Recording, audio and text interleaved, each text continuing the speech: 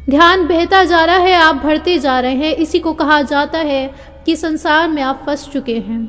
वहाँ से डेथ हो रही है, वहाँ से रीबर्थ हो रहा है, वहाँ से डेथ हो रही है, दोबारा से रीबर्थ हो रहा है। अंत कहाँ है इस संसार का? जब सभी खेल आप इस संसार के खेल चुके होते हैं, उसके बाद ही आपको समझ में आएगा कि अब मोक्ष क्या है, मोक्ष की अवस्था जाननी है। ये प्रश्न तब उठते हैं। जो भी जीव आत्मा है वो तृप्ति, सेटिस्फैक्शन ढूंढ रही है। बाहर की वस्तुएं सब आपने भोग ली है, लेकिन सेटिस्फैक्शन नहीं मिली है। सेटिस्फैक्शन जीवात्मा को तब मिलती है जब वो केवल्य को प्राप्त होता है।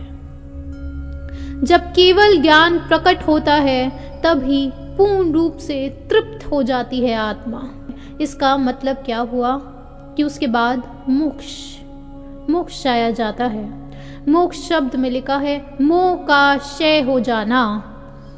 मोक्ष में ये मोह को अलग से क्यों बताया गया है, आज इसकी बहुत बहुत गहराइयों पर आपको जाना है। ऐसे समझ लीजिए कि आप जैसे जैसे इसी मोक्ष मार्ग पर चलते जाएंगे आगे, तो किसी वहम में मत रहना कि आपका जीवन जो है वो तिनके भर का भी कठिन हो जाएगा। आप जैसे जैसे मोक्ष मार्ग पर चलते जाएंगे, आपका जीवन और ज्यादा सरल होता जाएगा, क्योंकि आप सब कुछ गिव अप कर चुके होते हैं, आप सब कुछ त्याग चुके होते हैं। पहली चीज आप समझ रहे हैं कि केवल ज्ञान ये प्रकट हो जाए। ये केवल ज्ञान क्या है? ऐसे समझिए, ऐसी स्थिति है कि ऑल नोइंग, ऑल परवेडिंग, इस पूरे संसार में जो भी है, 16 स्वर्ग, 9 ग्रैविक, अनुत्तर, 5 विमानिक, 7 नरक, सभी कुछ, पूरा मध्यम लोक, जम्बू द्वीप, धातकी खंड, पुष्कर द्वीप, ये पूरी कॉस्मोलॉजी, कितने नंबर ऑफ बीइंग्स है, कितने असुर कुमार है, क्या है, एक एक प्रश्न, उन प्रश्नों के उत्तर आपके पास होते हैं, क्योंकि आपने स्मृति, मेमोरी में नहीं भरा हुआ होता है। क्योंकि कहाँ से भरेंगे इनके जवाब? कहाँ है वो? कहीं नहीं है जवाब आपकी आत्मा पहले से जानती है।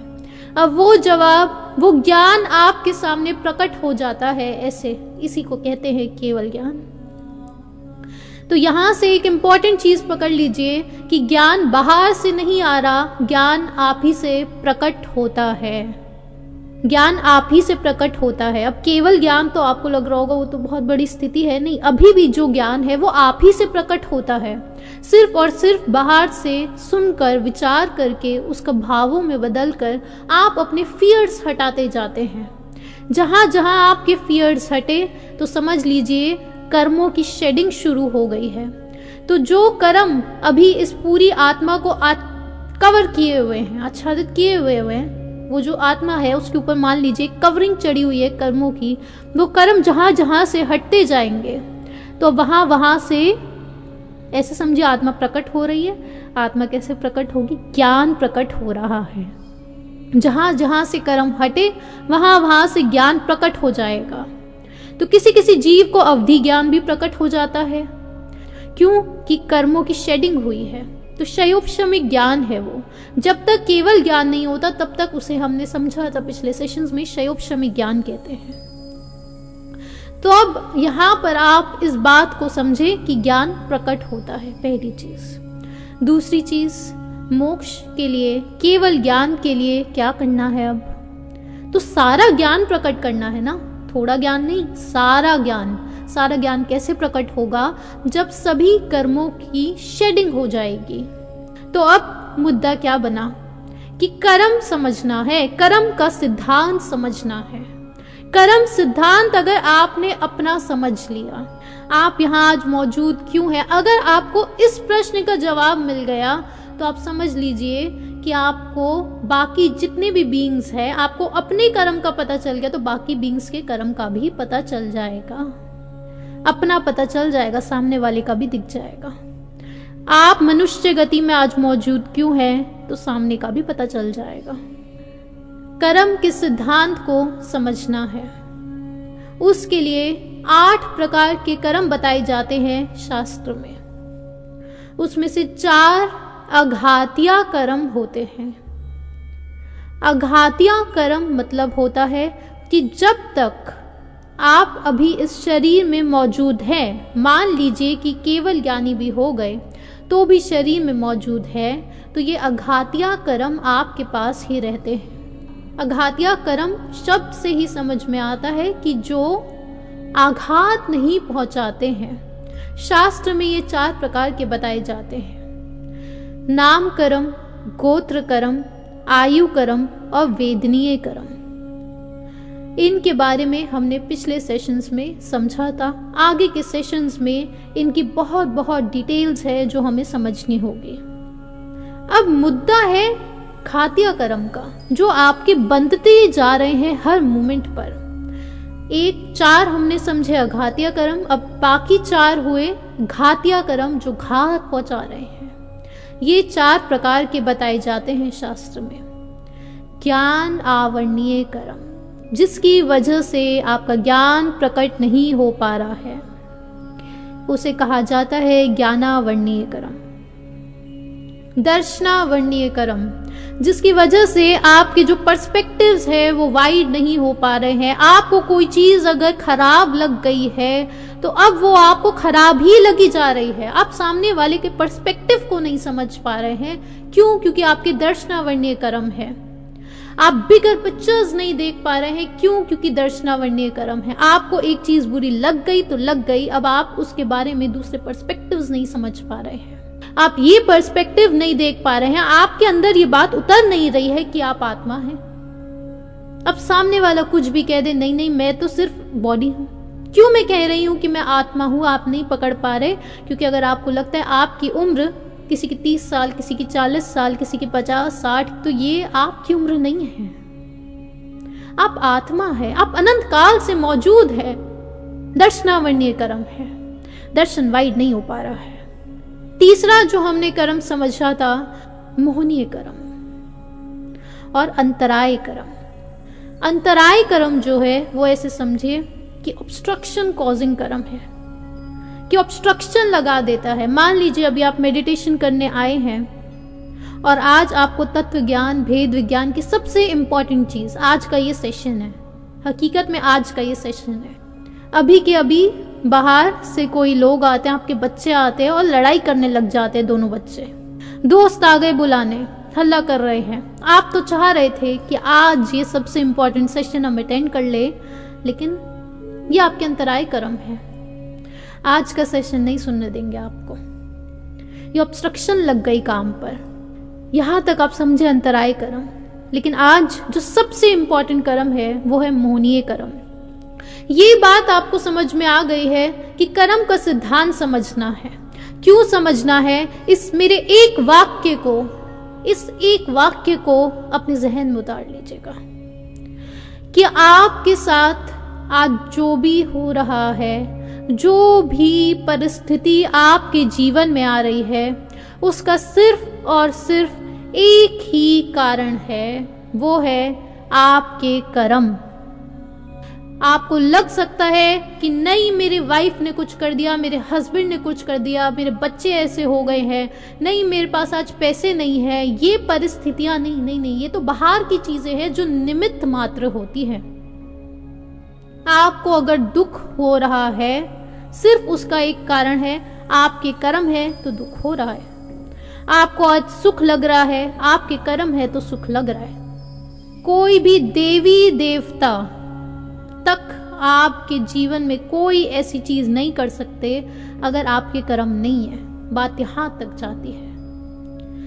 जब आपको ये तत्व का ज्ञान हो जाता है, जब आपको इस कर्म सिद्धांत पर श्योरिटी आ जाती है, सिर्फ तब आपके जीवन के सारे फियर्स हट जाते हैं।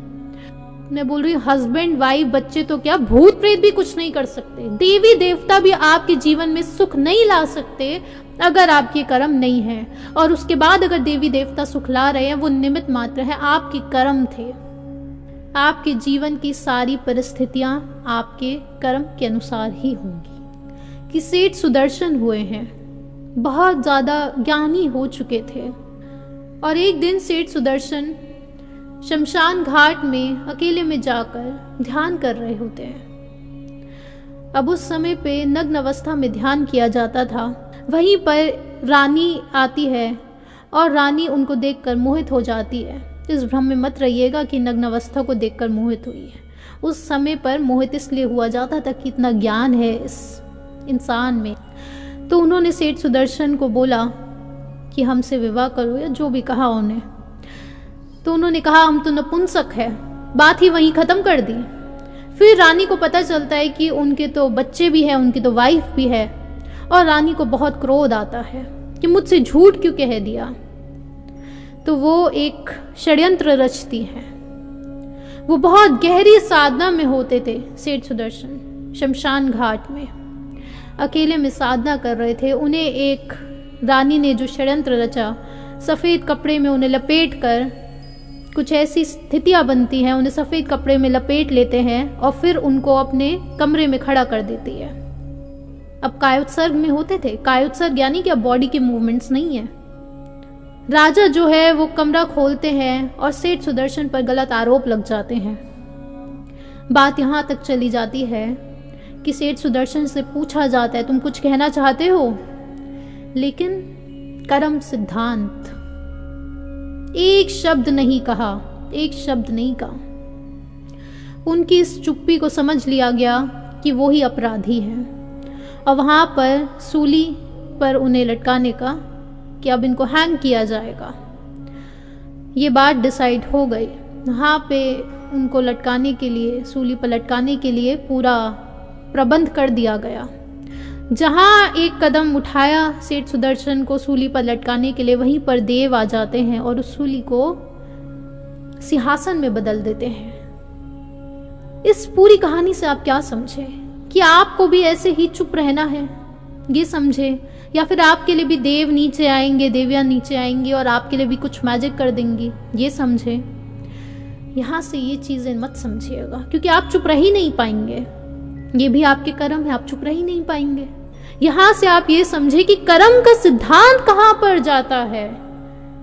जो वीर हो चुके हैं, हर प्रकार के भय से दूर हो चुके हैं, व्यंतर क्या, भूत क्या, सबके भय से दूर हो जाते हैं। उसकी जड़ हम आपको बता रहे हैं, वो ये कर्म सिद्धांत होता है कि अगर कर्म में है तो मिलेगा, नहीं तो नहीं। इस बात को अपने अंदर उतारिए। आज मैं आपको बहुत सारे उदाहरण दूंगी इस मोहनीय कर्म को समझाने के लिए।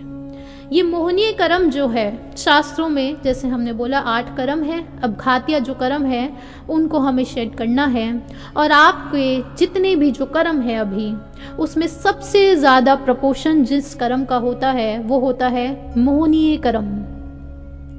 ये मोह जो है ये बीज है सभी कर्मों का, ऐसे समझ लीजिए।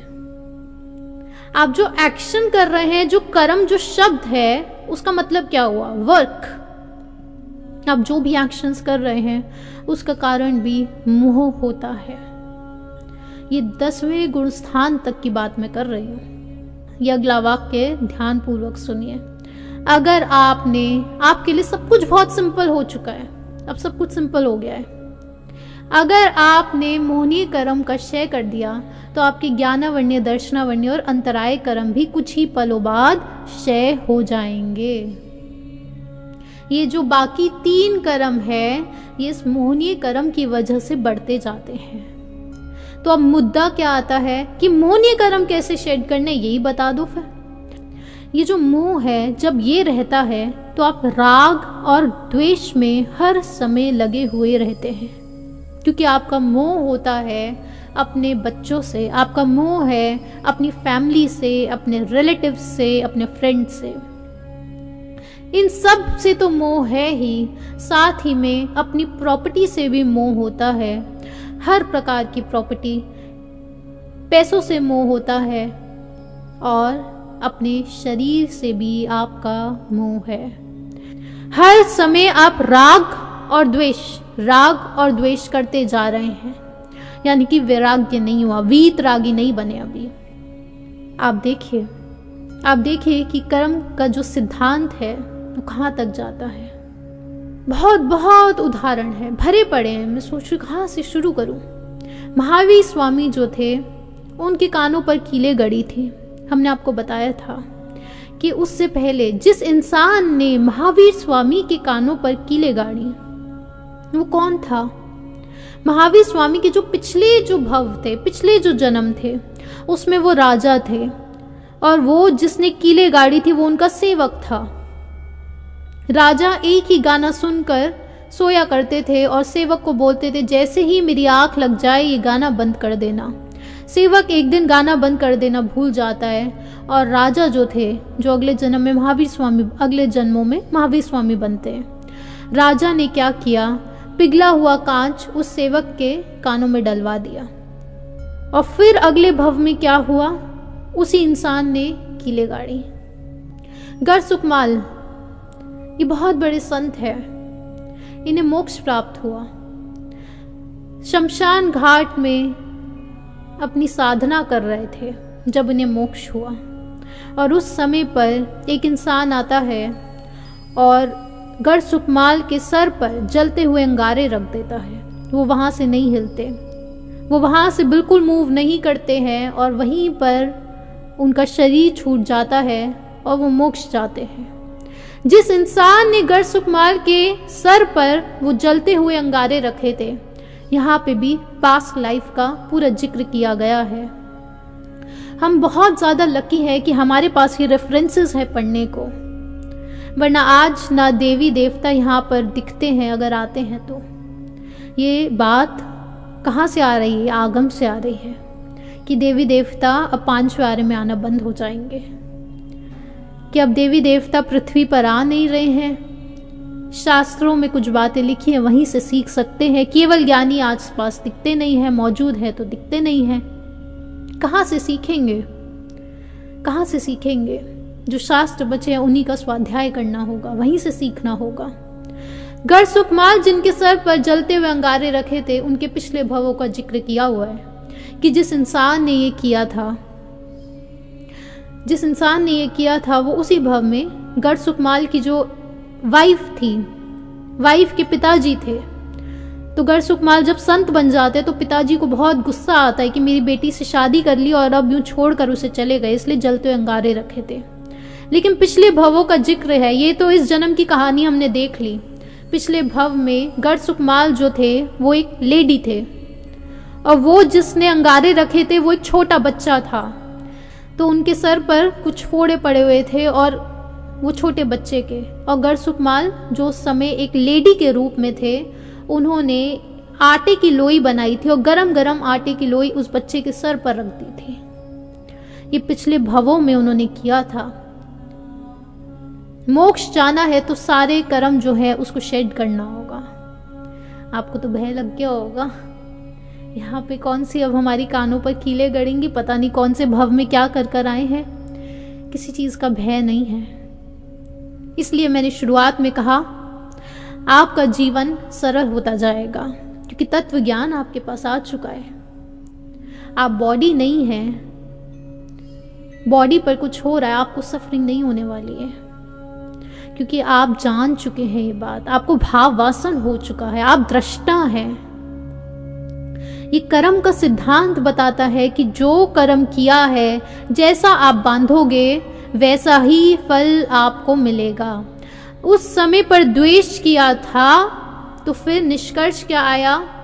मोहनीय कर्म था ना बहुत बड़ा, तो फिर वही निष्कर्ष निकला, वही निष्कर्ष निकला। इस मोहनीय कर्म की वजह से आपके जो अटैचमेंट्स हैं, आज अभी जितने अटैचमेंट्स हैं, उनकी वजह से आपका ज्ञान प्रकट नहीं हो रहा।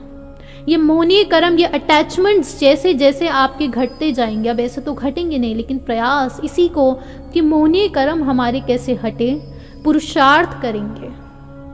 विचार करना है कि हमें इससे क्यों इतना अटैचमेंट है, क्योंकि आप अपने बच्चे को आत्मस्वरूप नहीं देख पा रहे हैं, खुद को भी नहीं देखते हैं, उसको भी नहीं देखते हैं।